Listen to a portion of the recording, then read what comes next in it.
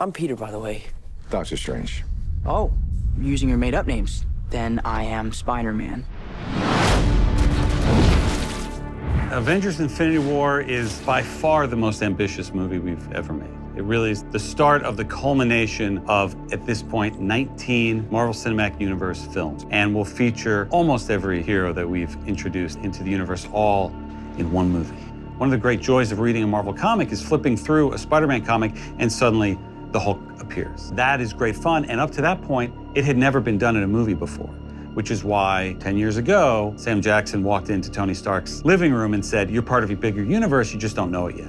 And now here we are 10 years later, and everybody knows it. Let's talk about this plan of yours. I think it's good, except it sucks. So let me do the plan, and that way it might be really good.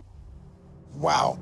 We look at all the different aspect ratios, but the pure form and the biggest form with all of the information is that IMAX frame. So there are things happening above and below frames that if you're not seeing in IMAX, you're not seeing it. We filmed a cool thing once with Benedict Cumberbatch being Doctor Strange and pushing the frame up. What's fun with Infinity War is that's the entire film.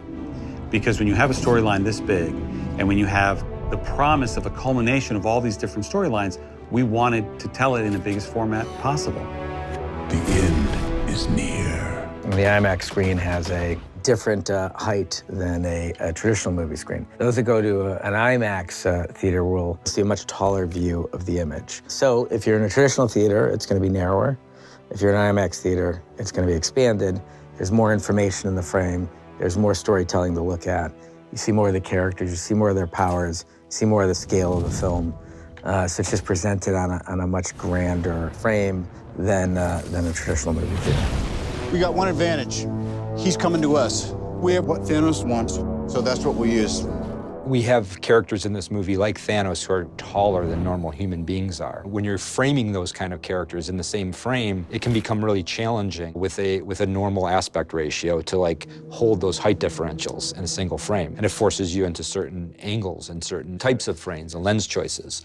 And having that extra verticality, like Joe was talking about, gives us a wider range of how we frame and how we shoot these characters, how we present them in the same frame together. When you sit in an IMAX theater, it takes up your entire field of vision.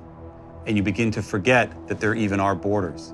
And you're in the entire movie. And as a filmmaker, that's what you want the audience to experience. Having more information, having technology at our disposal is just storytelling freedom. And having the enormity of the frame that IMAX delivers just gave Joe and Anth more room to tell their story. It really is the difference when we go through and work on the movie. You can hear an audible gasp in the visual effects room where everybody goes, and you suddenly see the whole thing. It comes down to the difference between watching a frame and experiencing a world.